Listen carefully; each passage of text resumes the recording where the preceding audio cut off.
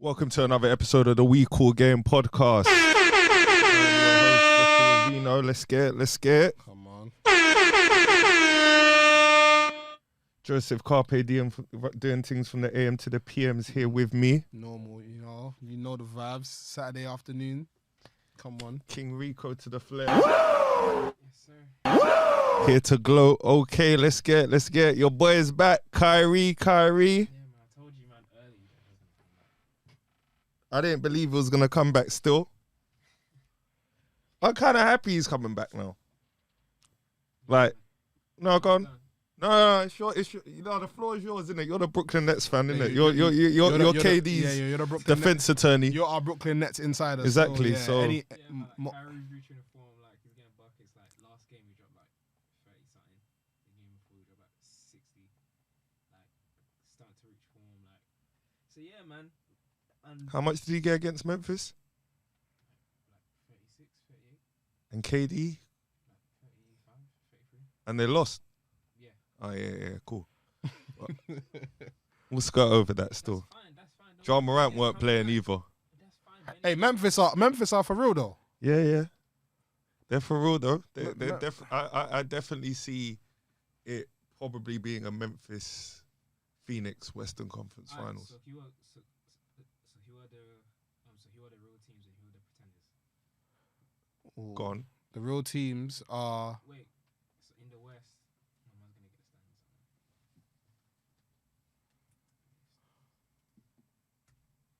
So in the West, right now in first is the Suns, the Grizzlies, the Warriors, the Jazz, Mavericks. There's the Denver Nuggets, Timberwolves. Then there's the Clippers. Pretenders are. Okay, define. Does contender mean I think they can win it or they'll get far? Because there's a difference. Yes. So I think they can win. Yeah. All right, cool. Oh, contenders. So I thought you said the pretenders. No, he said both. But I just needed to know that before I named my contenders. The contenders are. Who could win it really are Phoenix. Phoenix and Warriors. Nah, I wouldn't say Warriors. Apparently, Steph Curry's out for the rest of the year Not and Warriors. playoffs. Not Warriors. Nah. It's literally Phoenix, Memphis. Yeah, Memphis don't have the experience like that. I mean, the Jazz. The Jazz are up there, but They're definitely pretenders. Like Jazz do this every year. it's true. And you know the reason why that is because of Rudy Gobert, innit? Last year they were beating the Clippers 2-0 and then Kawhi by himself. And they still lost. Wasn't it 4-2? Yeah, 4-2, yeah. Okay, contenders out the West. The only team I think that can actually win it all in the West is Phoenix. So I'll get that out of the way. Called the East. East. There's the Heat, 76ers, Bucks, Celtics, Bulls, Cavs, Raptors, Nets. The East. If I'm being honest, the only teams I think that can win it in this order as well. The Bucks, the Nets, and Philly. Yeah, I'm the same, to be fair. Just the Bucks and Nets. I give them a puncher's chance. Oh yeah, Philly are pretenders still. Philly are 100%. Philly are pretenders still, I'll be honest. I'm not jumping. it's I'm deep. not selling all my It's stock deep. yet. Philly I'm are buying back pretenders. my Brooklyn stock that I had at the start of the year. I said they're going to win it because now Kyrie's back, so all bets are off. At best, Philly will get to the conference final. At best. Yeah. At best. But in terms of winning it all, forget about it. What, you ain't seen enough? Joel Embiid From- might is just a hop, skip, and a jump away from getting injured. James Harden is just famous for flame outs in the playoffs. Yeah, I think That's all theoretical. That's the itch for fouls and when it comes to playoffs. yeah. He's not even getting the calls the way he used to. He's not getting the calls the way he used to. He's lost half a step. that's more what I would say. Like in the playoffs, then like they're not gonna get every game that many free. There will be some where they get maybe 35 to 40 free throws between them. But it's not gonna be game 1, 2, 3, 4, 5. It's gonna be called that way. The only reason why I'm slightly nervous is because when I watch them play, even though both of them are playing well, and Maxi's playing well and Fireball's playing well, it's like Tobias Harris is actually kind of useless at the moment. So, and it's not his fault because he's a good enough player for this to work. But the issue is that both James Harden and Joel Embiid both want to collect the ball, like, and then dribble, and do what, like, even Joel Embiid, when he's going into his posts or he's taking someone off the dribble, like, he needs to collect the ball and then do whatever, blah, blah, blah. James Harden obviously is going to pick it up on the top of the key, dribble, either penetrate, step back three or whatever, will draw a foul. So, man's just spending the whole day waiting. Yeah, because... And he's got no seconds left once he gets the ball. There's bare trips where you're just running up and down, blah, blah, blah. That's going to piss you off. So he's just not in a good place. Like, he's looking like, for me, when you go out, eventually when you go out, yeah, you're going to be the first one that they try and trade just because you have value and you look like the odd piece. I think as well, because of the style of play of both Joel Embiid and James Harden, they both need the ball in their hands. So the role players like Tobias Harris, unless you're flaming hot, you're not really going to be able to establish a rhythm like that in terms of ISO plays or whatever.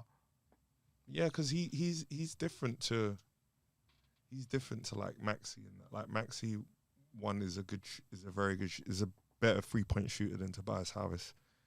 2, he can get and just like penetrate to the lane. And so Tobias Harris needs, again, dribbles. He needs to be like put in spots around the 2 where he can kind of work and, you know, dribble and then shoot, or, you know, get into the post or whatever. So he can shoot threes and that, but right now, man's just looking lost. And it's like, a lot of the times when I see them play, it's 4-on-5 on offense. So that might hinder them if they don't work. They probably won't work it out.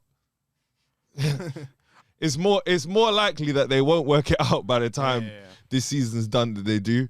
But I think, obviously, because James Harden is very limited as a player, he can't even defer enough to make Tobias Harris better. Like, he's not good enough for him. Yeah, that as well. But, like, James Harden is limited athletically, and a lot of his game is predicated on him getting calls. A lot of his game is. It's because he's negated the mid-range. And he's negated off the ball scoring. And he's actually won his MVP and got all, and, you know, taken Houston far and got his name in the league by actually just doing the dribble, penetrate, kick. He's a sick playmaker. Like, you definitely can't say he doesn't get other people in position to score if you can catch and shoot, or if you can catch and penetrate quickly and whatever. But because he doesn't have that off-ball game and doesn't have that mid-range game, he actually has to, if you want the best James Harden, you actually have to let him do that. Yeah. So, I see that. And he's 32 now. He's not going to learn how to do all that stuff now, all that backdoor cutting, or, you know. Like, I was seeing him when Chris Paul, I was seeing him with when you have one of the greatest point guards ever on your team, Chris Paul, and you're pouting in the corner when he has the ball and doing this. It's just like, bruh. And you're seeing how Devin Booker's just finding it, because Devin Booker has that more versatile offensive game where he doesn't get his points just doing 3 to 4 things. So that means that, you know, Chris Paul can find him, can spot him up in the 2. He doesn't have to always kick it all the way out for the 3. He knows he can find Devin Booker 18 feet. Devin Booker can even pull up one dribble, shoot or whatever, because it's a multifaceted scorer. Yeah.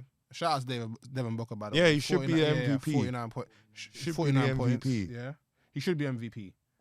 I should be campaigning for him the most, because I was the one saying the best player on the best team should be the favorite. You shouldn't. There's no room on the bandwagon now. You were saying that he was getting all them cheap nothing points when he didn't have Chris Paul and Chris Paul has come and now he's winning and blah, blah, blah. And I was telling you that man had no talent on his team and now he has a good team and Chris Paul has been out for time.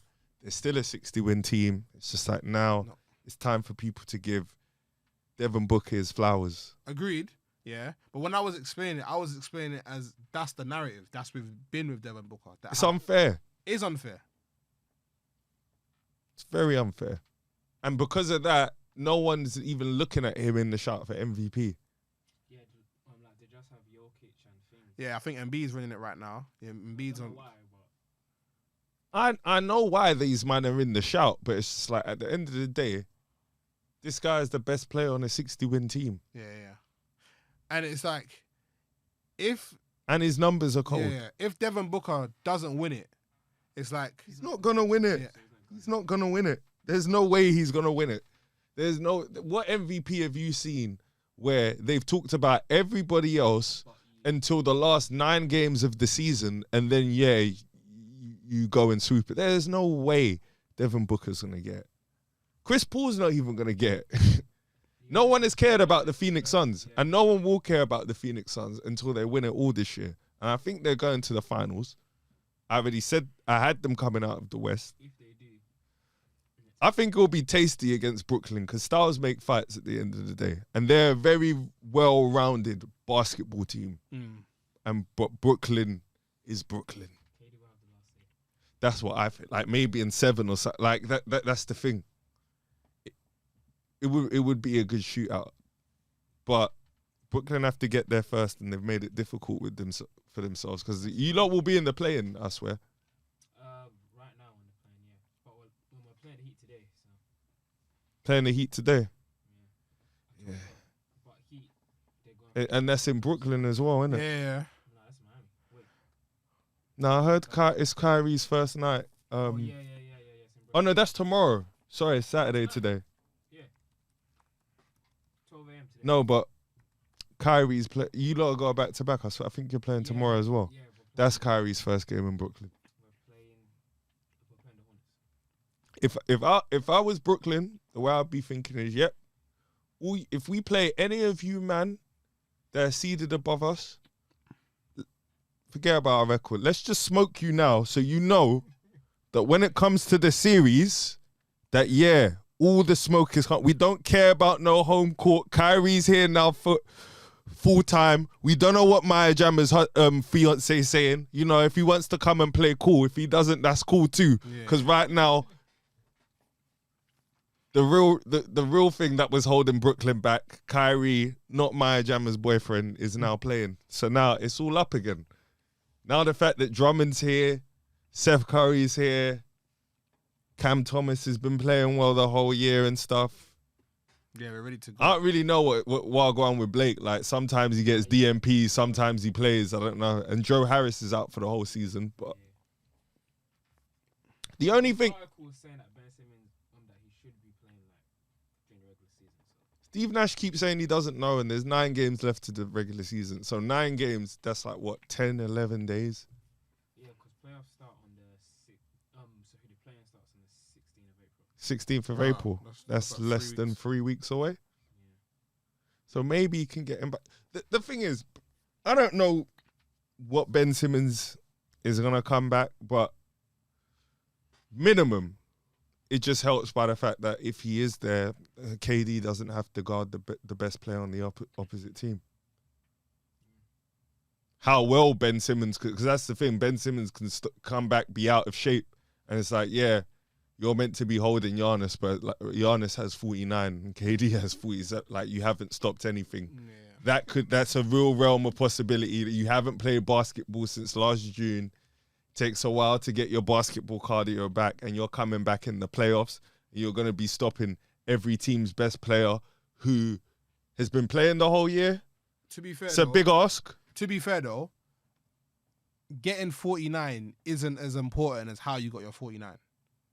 So if you're getting your 40, I said Giannis. If Yeah. Giannis is getting 49, he hasn't done it.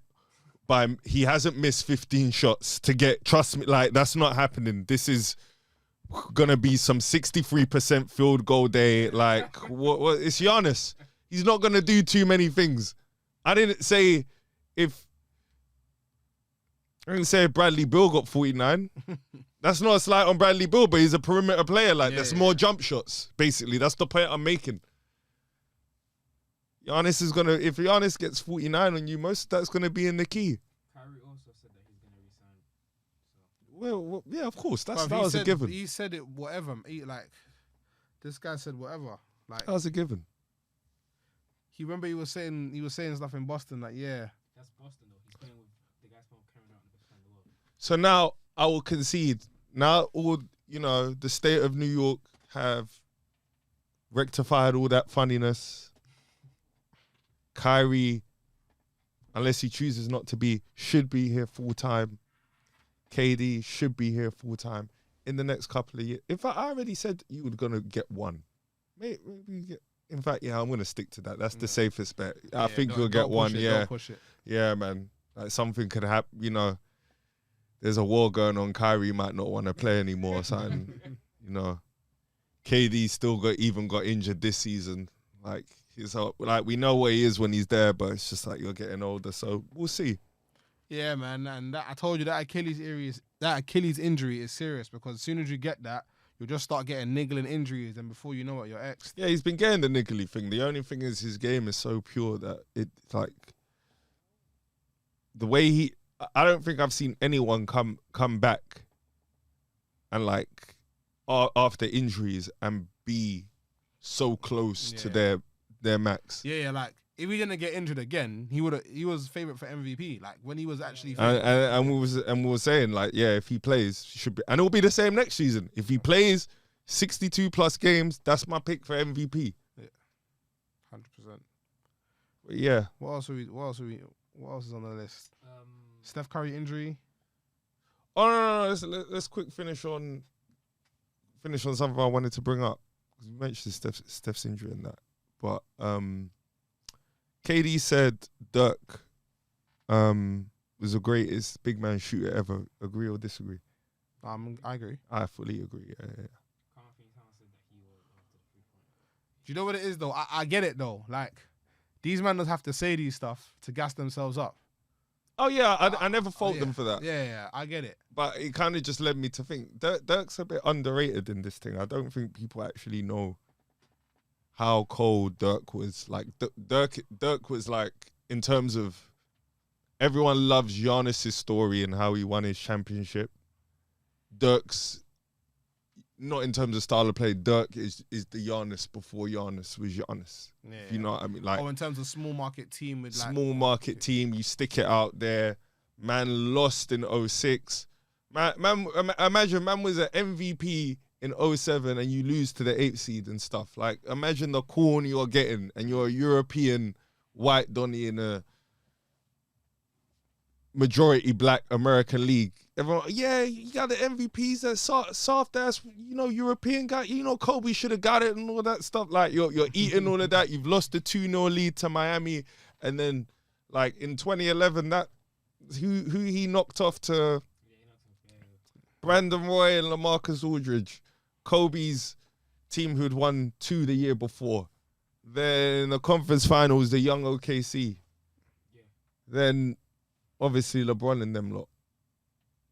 Hall of Fame after Hall of Fame after Hall of Fame, man. No, but his team was low-key. His team was low-key good, but Jason Kidd, Tyson Chandler. Jason Kidd, it wasn't.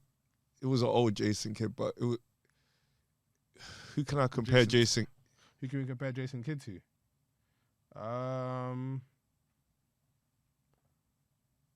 Kyle Lowry at Miami. Wow.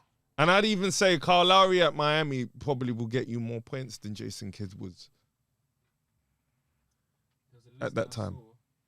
That someone said all time, someone like Kyle Lowry, like his peak could probably be like top 100 like players of all time. How? Like his peak, not his peak, like all time ranking. Sorry.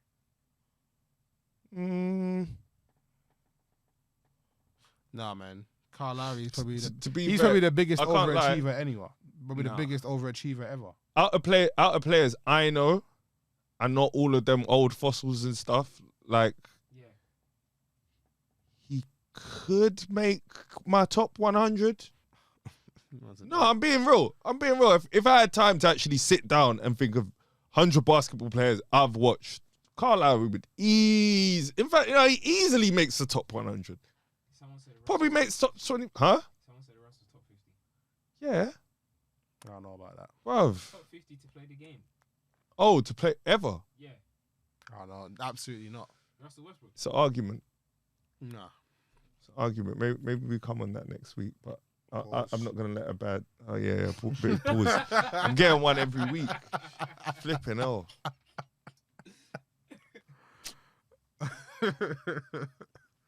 I'll say, man. Whatever, man. Like, comment, and subscribe, man. We cool game. We cool game out. Sign out.